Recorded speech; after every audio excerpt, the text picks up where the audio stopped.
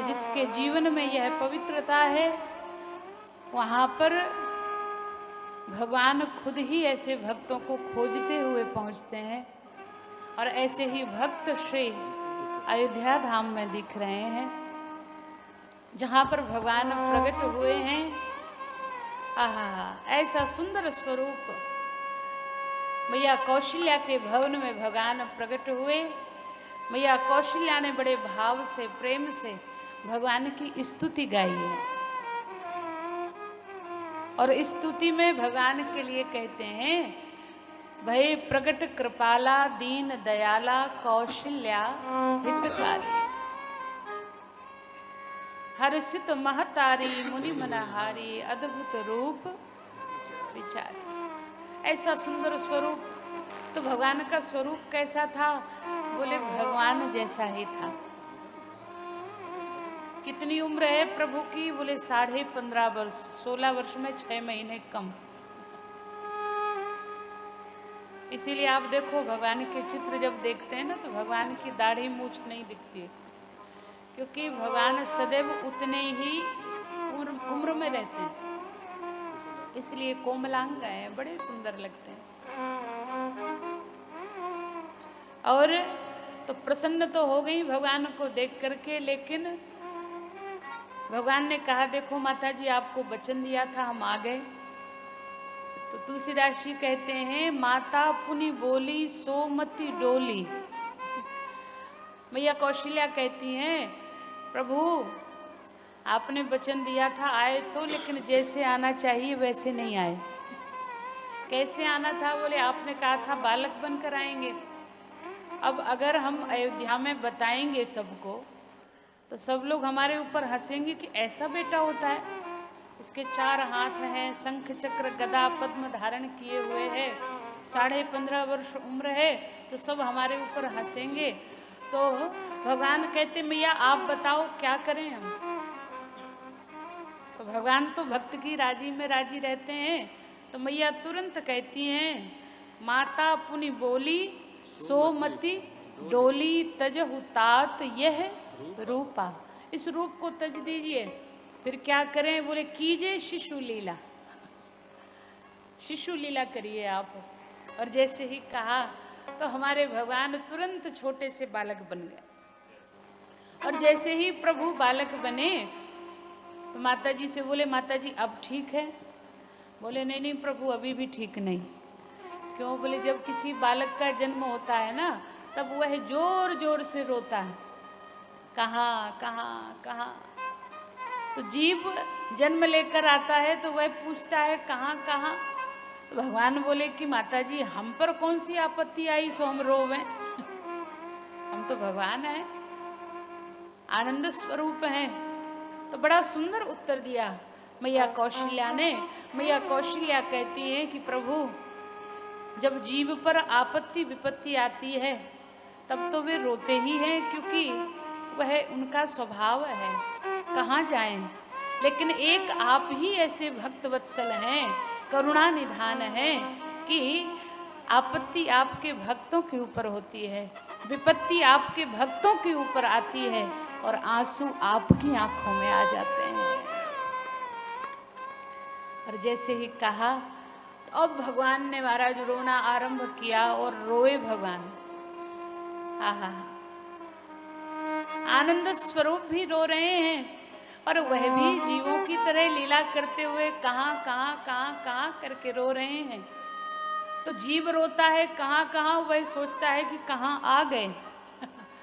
और आज भगवान रो रहे हैं कहाँ कहाँ करके, तो मानो भगवान कह रहे हैं कि हम तुम सब भक्तों के लिए उस साकेत को छोड़कर आ गए, और तुम सब कहाँ हो। तो इसलिए सबको बुला रहे हैं प्रभु, सबको बुला रहे हैं। और जैसे ही कहा सब दौड़े दौड़े आ रहे हैं, और ऐसी सुंदर लीला कर रहे हैं भगवान। और भगवान ने जब रोना आरंभ किया तो प्रभु इतना रोए इतना रोए इतना रोए इतना रोए कि अब चुप ही नहीं हो रहे। मैया कौशल्या बोली, प्रभु रोने के लिए कहा था, पर इतना रोने के लिए थोड़ी कहा था कि आप चुप ही ना हो। तो प्रभु कहते हैं, माता जी पूर्ण में तो सब कुछ पूर्ण होता है, अपूर्ण कुछ नहीं होता। और किसी एक भक्त का रोना थोड़ी हमको रोना है, इस दुनिया में जितने भक्त हैं सबके लिए रोना हमको ही रोना है, इसलिए यह रोना बंद नहीं होगा। और तुलसीदास जी अंत में कहते हैं कि यह चरित जे गावहीं हरि पद पावहीं ते न परहीं भव कूपा। तो यह भक्तों के लिए भी है और ज्ञानियों के लिए भी है। जो भी भगवान के इस चरित्र को गाता है वह हरि पद पावहीं, मतलब भगवान के चरणों से जुड़ जाता है भक्त। और अगर ज्ञानी है तो हरि पद पावहीं, मतलब उस परम पद को प्राप्त कर लेता है और फिर उसको बार बार आना जाना नहीं पड़ता। पुनरपि जननम पुनरपि मरणम पुनरपि जननी जठरे शयनम यह संसारे खल दुस्तारे कृपया पारे पाहि मुरारे। और वो भजता है क्या, बोले भज गोविंदम गोविंदम भज मूढ़ मते। तो जो भी गाता है ते न परहीं भव कूपा, इस भव कूप में बार बार उसको पढ़ना नहीं पड़ता, वो मुक्त हो जाता है।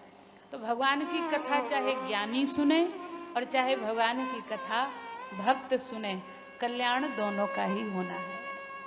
अब तो बड़े प्रेम से भगवान की रोने की आवाज़ जैसे ही पहुंची, आहा, साधारण सा कोई बच्चा रोए जोर से चिल्लाए तो हम लोगों को असहज होता है कि अरे ये शोर मचा रहा है, इसको चुप कराओ, क्या हो गया, क्या दिक्कत है इसको।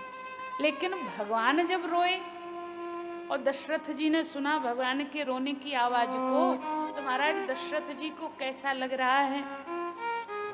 तो तुलसीदास जी कहते हैं दशरथ पुत्र जन्म सुनी काना, दशरथ पुत्र जन्म सुनि काना,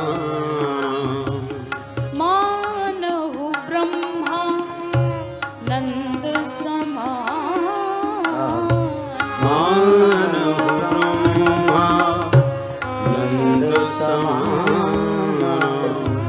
दशरथ पुत्र जन्म सुनि काना, दशरथ पुत्र जन्म सुनि काना, मानहु ब्रह्मा नंद समान। कैसा लग रहा, बोले संसार का बच्चा रोए तो असहज होता है और भगवान रो रहे हैं तो लग रहा है मानहु ब्रह्मानंद समाना। आहा, सुनी शिशु रुदन परम प्रिय बानी, प्रिय लग रहा है भगवान का रोना। संभ्रम चली आई सब रानी, दौड़ी भागी गई हैं, चारों तरफ जय जयकार हो रही है। और अब तो महाराज सब प्रसन्न हो होकर भगवान का दर्शन करने के लिए महाराज दशरथ के भवन की ओर दौड़ते जा रहे हैं।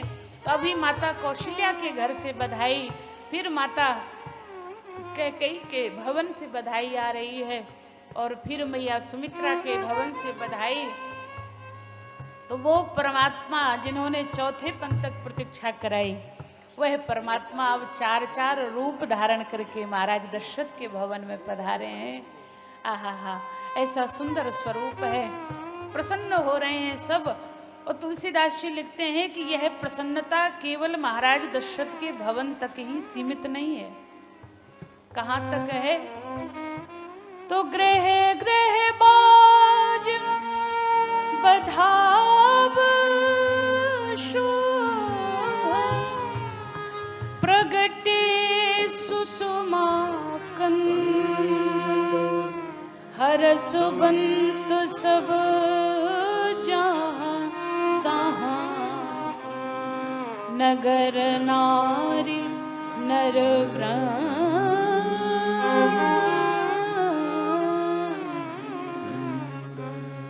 प्रसन्न हो रहे हैं।